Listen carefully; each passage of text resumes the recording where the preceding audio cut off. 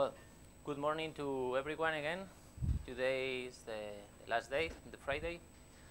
And well, today I've split the presentations in two classes, okay? It's like yesterday. Don't worry, you will be probably free before 2 o'clock, okay? And the presentation of today will be focused exactly on that one, lightweight materials and porous structures, okay? Well, this is the classes that fortunately we have already done, and well, as I mentioned, today is lightweight materials and porous structure, and then we will finish that is Friday with what new manufacturing techniques and a couple of videos, how it's new techniques, how the ceramics can be processed in a complex structure, and maybe the class is more flexible than not many texts, okay? Well, for these porous structures or porous materials, I divide the presentation in the classical introduction, and then we will talk mainly in three methods to do the porous structure. Okay, that is the replical method. The second one, that is the sacrificial template, and the third one and last one, the direct foaming. Okay, and well, at the end I will comment about a few applications of these materials. Okay.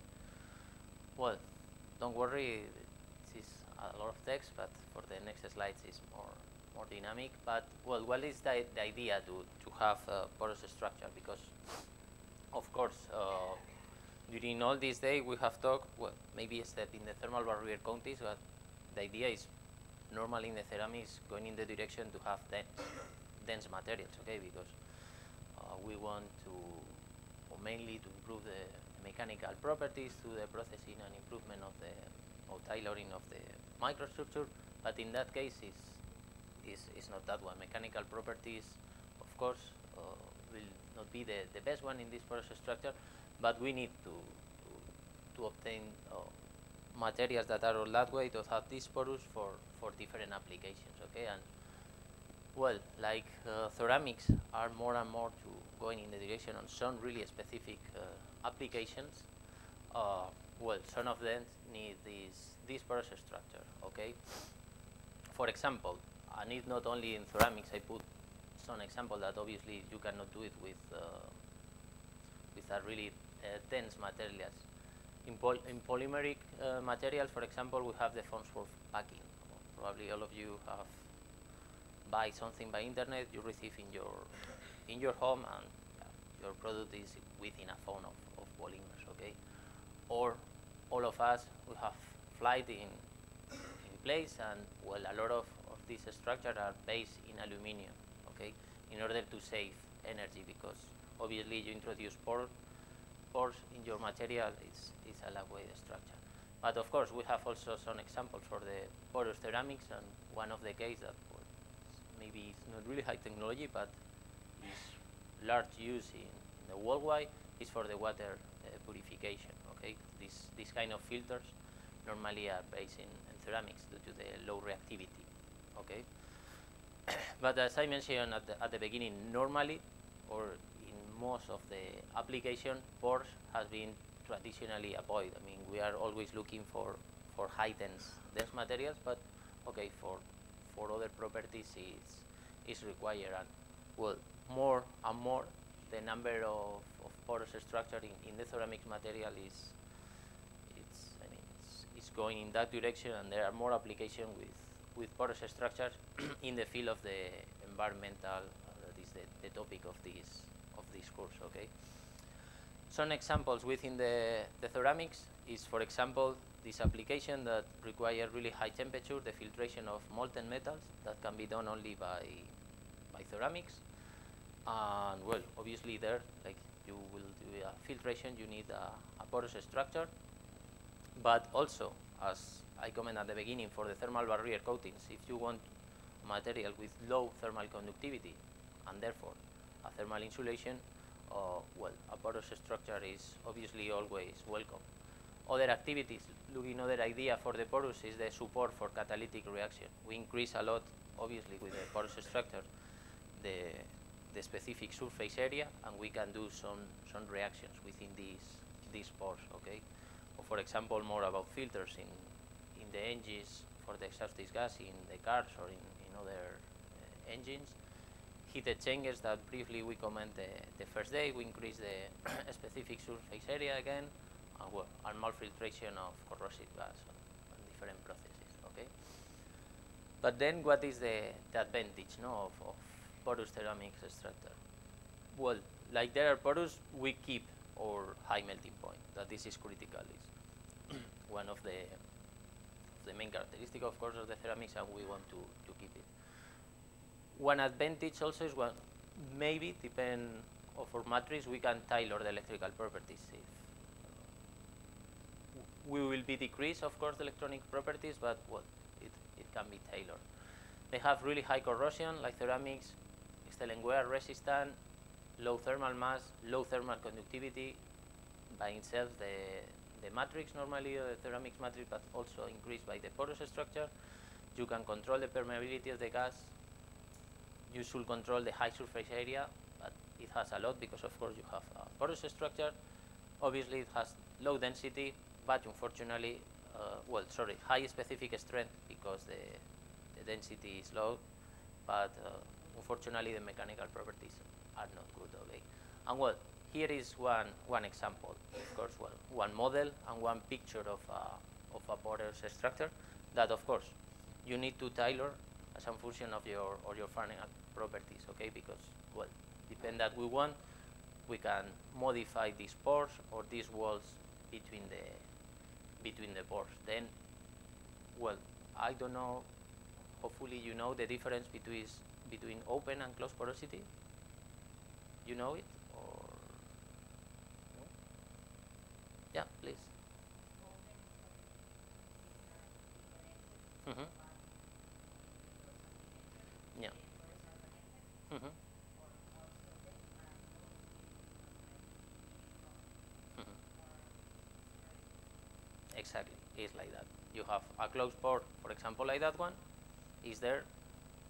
You cannot, let's say, go in with a gas inside them because it's closed, or you have an open porosity that you connect all your pores and you have like a path. Yeah, exactly like that.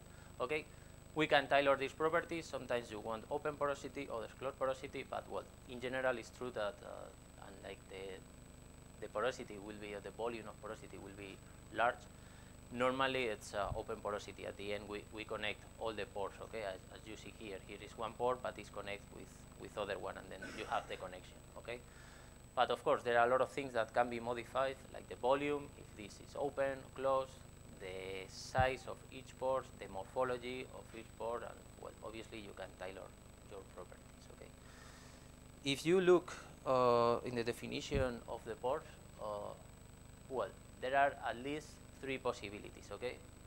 We have that is called macroporosity. That is when the pores are larger than 50 nanometers. Okay, even that they call macro. Let's say that the size of the pores is relatively small, 50 nanometers. We have the mesoporosity with pores between 2 and 50 nanometers. And we have that is called, well, microporosity, microporosity, that are pores smaller than 2 nanometers. Okay, that is really small. Here is a couple of examples because I will not focus about that, but that you have idea about a pore smaller than 2 nanometers, and is this microporosity that are used in the zeolites. Okay, to put, well, this is different structures of the zeolites, and then the pores is, let's say, in the structure. Okay, directly. Or for example, well, even here this is mesoporosity. This is the microporosity. To put you an example of that one, for example, of the zeolites, sometimes these kind of zeolites are used to clean the oil. For example, if it's in the road or this kind of application, the oil is introduced, the molecules there in the structure of the zeolites, and it's clean. Other example for the mesoporosity is here, for example, these titanium tubes that are formed, are as you see in the structure, there are like small gaps or pores, and well, they have a size between 2 and 50 nanometers. Okay, and this is the mesoporous. But in this presentation, I will focus in the macroporosity. Okay, that is the most used. But at least that you have an idea about these two other possibilities. Okay. Well, what is the best option to have a porous structure? But well, the easy one is we are all the time talking about the sintering. Try to go to the final densification 100%. Then the best option is to stop. I mean, you stop in 60% of density. I mean, just if your material require, I don't know, 2000 degrees or 1800 degrees, then you sinter at 1200, and obviously your structure will be porous. Here is, for example, one example, again from your colleague from Sharon Rubia, that she did the master thesis, well, in this university, but experimental part in research center in Fortune Canton Jülich. Well, the idea of that work was to obtain porous structure. And well, the first approach was just to do the sintering at low temperature. And well, we obtained this kind of microstructure. Okay, for example, here is the example of this max phase, the chromium aluminum carbide that we talked yesterday with the porosity. Here is our material, and all of them, this one are the pores, and as you see, most of them are connected. Okay, problem with that, I mean, it's so easy, but it's quite difficult, let's say impossible, to control the size of the pores and the shape and different properties of your pore. Typically, well, it's a relative loss of porosity is less than 60 volume %, because you need that there is in contact to keep the mechanical strength. Okay. But okay, this is one method, but as I told you, of course, it's the easy one, but you cannot control the porosity, and of course, this we need to control the final microstructure, and that obviously there is the porosity, and for that, well, there are in different applications that I put here. The other was example, for example, in electrodes or support for batteries, solid-state software cells, scaffolds for the bonds replacements, heating elements, chemical sensors, solar radiation conversion. I mean, different applications that you need to control really the porosity. And for that, as I mentioned at the beginning in the outline, there are three main methods. Okay, the replical technique, the sacrificial template, and the direct foam. Okay? And well, we will talk about all of these methods. The replical method is, let's say, quite easy, and it's probably the most used. Okay, we have our synthetic or of natural template. Okay, a foam. We infiltrate or we mixture with our ceramic material. We put together, and that we do, it's at the end remove this template. Okay, we burn out of through chemical reactions, and then we have at the end the negative of the material. Okay. Well, as you see here, well, is how it's done. But well, I would like to remark that this one, obviously the foam is the characteristic that you need, and can be or synthetic or a natural template. Okay. If we use synthetic, well, it's the final products like that one. This is taken from internet. If you want to buy these kind of foams, and looks like that. I mean, it's like your bath sponge. I mean, you impregnate, and at the end you burn out. Okay. As you see here, this method was already done several years ago in the 60s, using, as I told you, the classical polymeric sponge. I mean, okay, and it's now in the industry because it has a lot of versatility. You can produce really large pieces and complex shape. Is the most extended in the industry. Maybe for the lab scale, people use additionally other things, but in the industry, this is the most used. And the reason is that I mentioned is just for the simplicity and the flexibility. You can produce really complex shapes. Even this one are quite easy, but it's possible to do more complicated, and it's really simple. Okay, and well, here just as I told you, a couple of examples. This one is silicon carbide foams, typically used for the metal infiltration. Okay, then you need a really high surface area and macroporous to introduce your molten metal there. Okay. The process basically is like that one, but well, we'll talk a little bit of all the steps and don't forget one of them.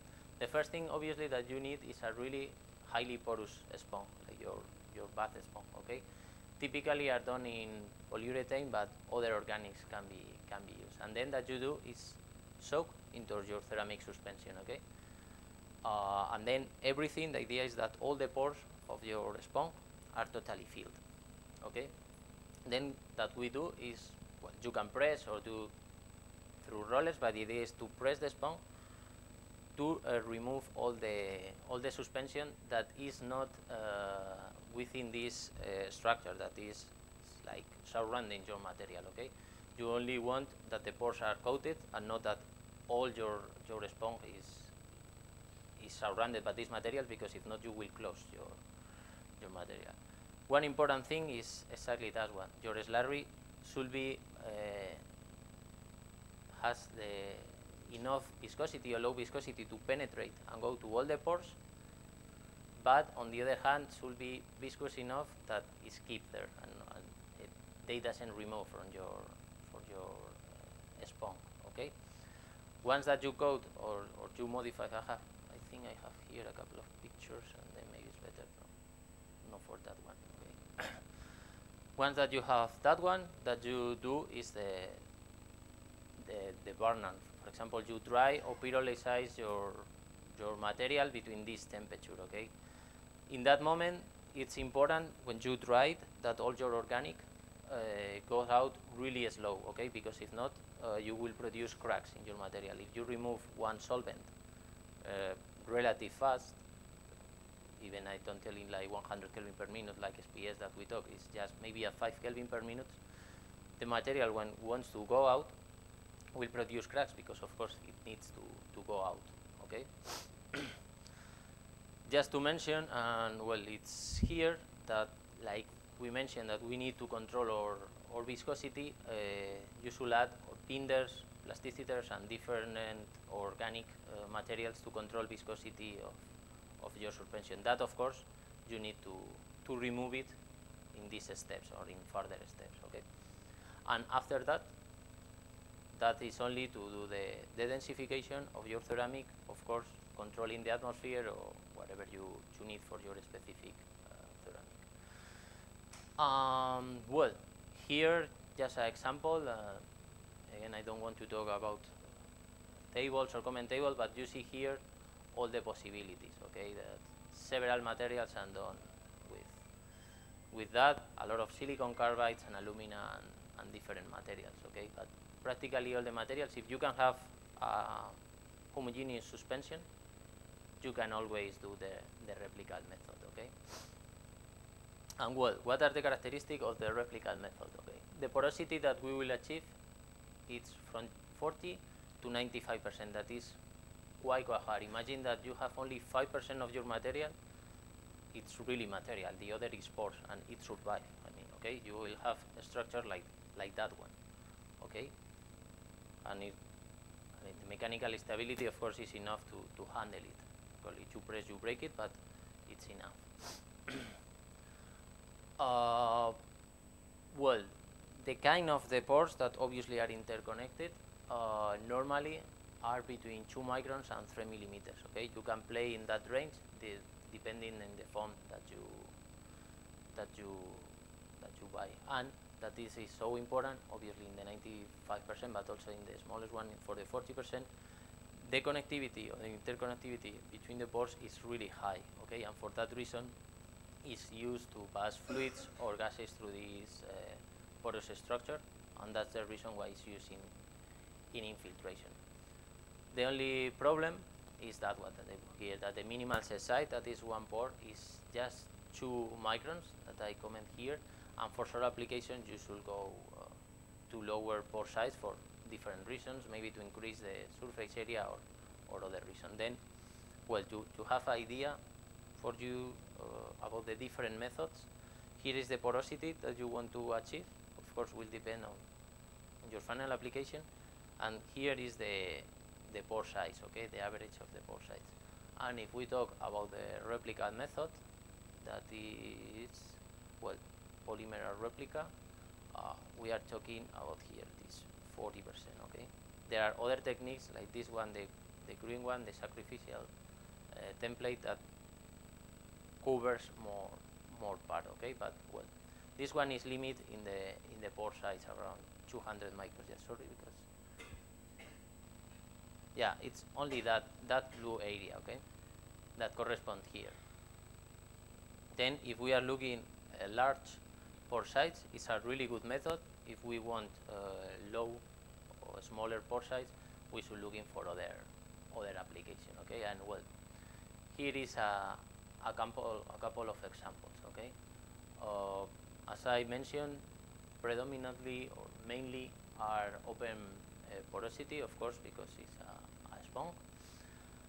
And well, this ratio open to close porosity can be tailored, okay. Well, but the important thing is that you keep the idea which kind of structures you can do with this replica method, okay. You can do this kind of material where your ceramics, the ceramics are here, and the thickness of this wall is really slow, okay. Here there is a couple of examples, or even this kind of structural materials, depend of your sponge, okay.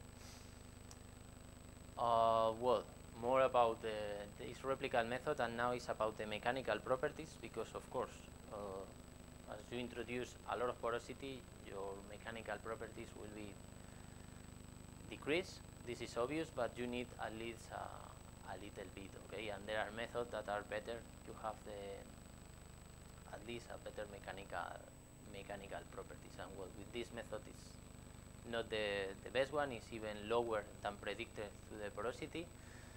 And well, there are a few things that you can do in case that you want to improve your mechanical stability. And well, it's the wetting of your suspension with the additives that we talk with these binders and other elements. The wetting should be really good.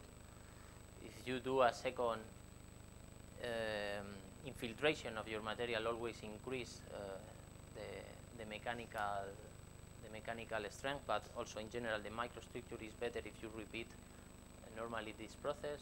And of course, well, if you introduce fibers or other elements like reactive compounds in order to improve this mechanical strength. Anyway, keep in mind that the porous structure, where you put it, normally they don't suffer mechanical stress because it's really low, okay. And well, here is one example, okay, about this technique. Yeah, it's better that you look how it looks like. And here is one example using a bioglass, okay. We have our polymer sponge, the classical one. Again, like maybe in your bath, maybe you use a sponge. We produce a slurry, in that case a slurry of bioglass. Then we introduce our sponge, and we obtain that one is our sponge coated or filled with the bioglass. We remove or we burn out this polymer, and we do the sintering, okay. And then that we obtain is that one is like the negative, okay. We have the other way around, that the initial sponge. And well, this one is taken from the literature, is even under a patent, 2007, by the group of Boccaccini that works in Germany, the University of Erlangen. And well, here is keeping the idea of that one, explain a little bit in detail what was the problem that they have and what is the schedule that they did. As I told you, the burnout should be a low heating rate, 200 Kelvin per minute. They go up to 400 to burn out during 1 hour, and 2 Kelvin, so 2 degrees per minute, until the maximal temperature, okay. And why I put here the narrow temperature versus time, because that they observe, well, there is one maybe is a little bit difficult to explain to you, because they combine the TGA, that is, I mean, you burn out your material and you see by its thermal gravimetric analysis, and you can see when your material starts to be out of your materials, okay, as a function of temperature. And then well, they see that this organic is eliminated. Here is the water, but these peaks will correspond that the sintering has already started, I think so, and then they have a really narrow wake of temperature, and for that they select exactly this 400, because at 600 start already the densification, but they need enough time to burn out. But okay, the idea that you should keep in mind is that you need a step here, 400 1 hour in that case, to remove your organics and your water of the suspension and everything, also during the heating run. You need to do it in 2 steps. And here is the example of this material, okay, that here we see obviously the pores and how this bioglass is doing the structure, okay. Here, well, they always use this kind of bioglass, of course. It's bio for the idea to generate like bones. I think I have a couple of pictures comparing that, and well, it's that one. They use here, I think, other material, and this is the wall. How they looks like. It's really dense, even when the material is highly porous, by this introduction. Well, it's exactly here. It's fully densified the walls. That is the main idea, okay. And here, other example, even I think it's not that one, but it's probably also bioglass, how they look like after the sintering, and some of the microstructure. As you see, well, here, for example, is a crack, or here there are pores that probably are not, let's say, or is not the gold, okay.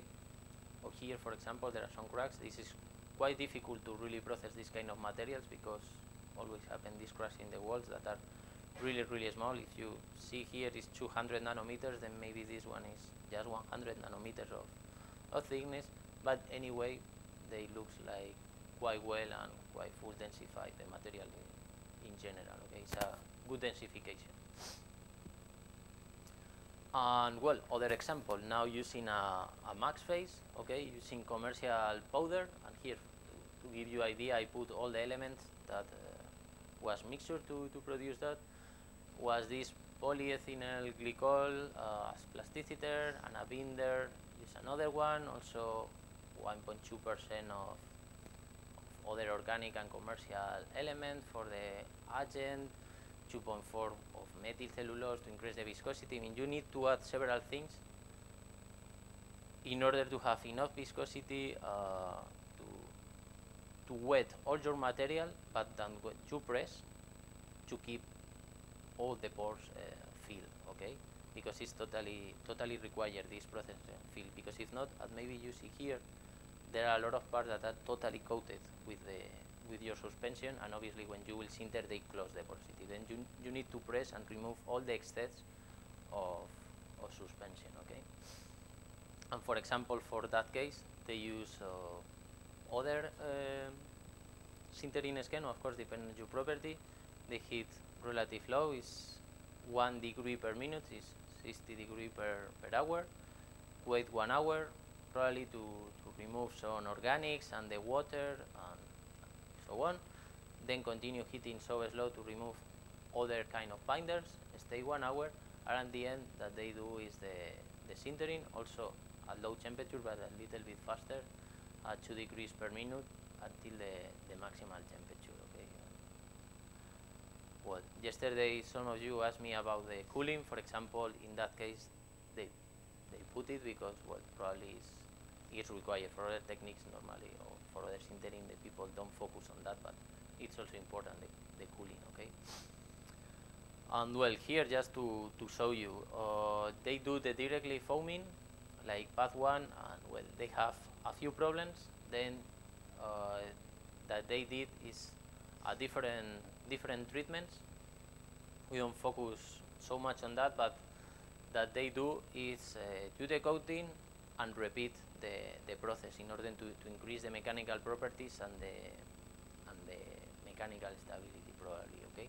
They do 2 times the same process, and then is that we observe here. I mean, if you do it in just 1 step, introducing your suspension, remove the cess and sintering, it works, but as you see, and I show you in the other picture, there are, for example, a lot of cracks, and well, at the end, if you measure, for example, your compressive stem, only in one step, it's really low, okay? If they do other treatment, like for example, in that case was they do other coat before the sintering or other coating after the sintering, they obtain different properties. This one was obviously much better, but the idea is that you, with second step, you always increase the properties. Here is, for example, the path 2, even there are a few cracks here and here, but the microstructure looks more homogeneous. And also in this path 3 that, well, even in this picture, but I'm completely sure that in general in the material will be cracks, but looks like much better than the first one, and then you can tailor your properties, okay? Now the idea, because, well, in that cases you can only obtain one kind of material, but then the idea is also to go in the direction to process more complex structure. For example, here, well, we can tailor the properties. We have here maybe 40% of porosity, here 70 or 80. You can play with that, or combine with a dense material like a support, and here different porosity, or even in a tube. Maybe you want a dense tube in the external part and more porous in the internal, or with different blocks. Then you can do again, like I try to transfer to you as your imagination can do, okay? Here, for example, is quite really easy process to generate a gradient in porosity, okay? You have your foam, easy, like characteristic foam. And for example, if you, in some way you press here, obviously, like you press here, there will be less porous material, okay? Here a concentration of your material, and you keep here. Then here will be at the end less porous than here. That you produce is an increase of porosity, and I think I have, yeah, exactly like that one. I think is much better to show like that. You have your foam, obviously it's homogeneous in porosity and in all the characteristics. You put in this aluminum structure, and obviously, like here is pressed, the porosity here is less like that one, and after really small treatment, you obtain something like that. That if you coat it and analyzing the CM, you have a different in porosity. Here obviously is large, and the pores are larger than here that are smaller, okay? And looks like that one, okay? And well, this one is from one work from a few years ago, 2008, and these people, if you want to know about that, just take the reference and look in, okay? Other methods, if we want to combine porosity, for example, this one has one characteristics, this one other characteristic of porosity, then you can combine, and at the end when you do this, all the treatment that we talked before, and then that at the end that you will have is something like that. With the same material, you don't have problem here of different stresses due to the sintering and so on, because it's the material, and then you can tailor your properties and your porosity. Here is with 60 ppE, that is how it's controlled this porosity, and here is 45. I mean, you can control the different thing. Here one picture about that, okay? Well, other example, and here I would like to mention that also it's possible to do not just with foam or polymer foams that are synthesized, also using natural templates. But here one picture that is curious. All the images that I show you, like that one, looks maybe like this kind of porosity that is exactly that the bonds require, okay? For that reason, this one is really used in terms of the porous material, for example, with hydroxyapatite. That is a ceramic material, but it's also like the bonds are done, okay? For that this is the reason. But well, just to mention that all of that one we talk about these synthetic foams, but it's also possible to use natural templates, okay? Well,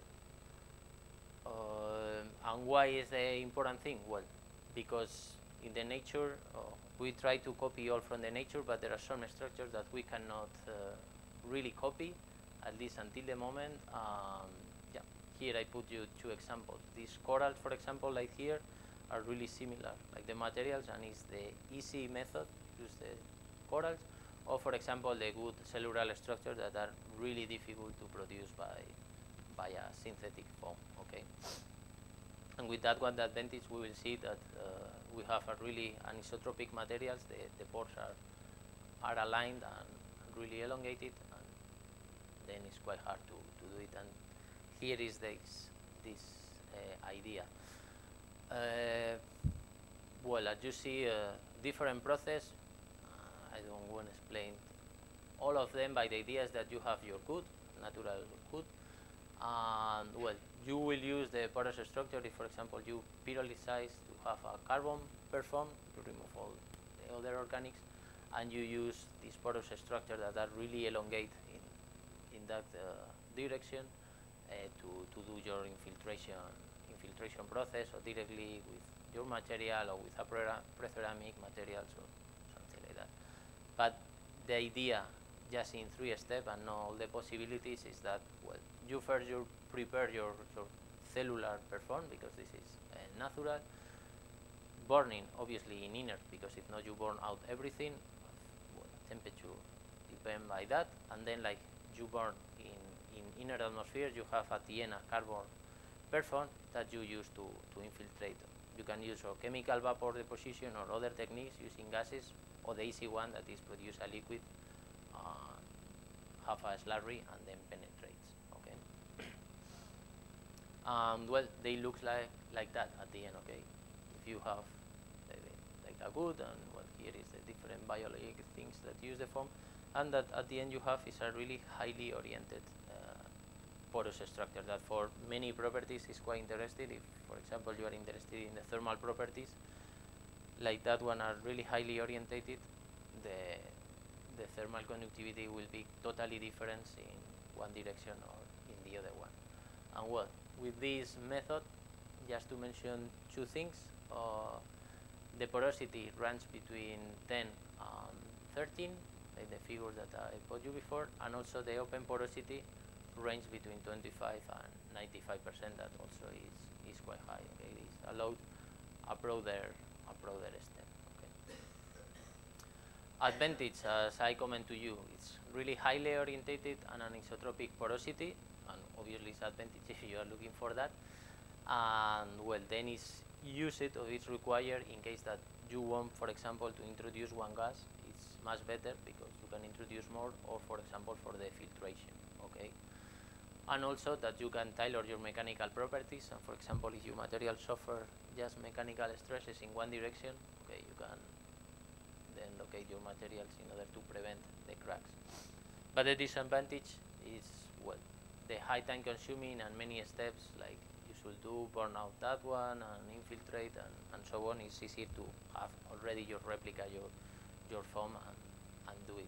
And for that, always that we talk about high time consuming and many steps, of course, is this factor that maybe in a lab scale is not so important, but of course it is in the industry that is the high cost.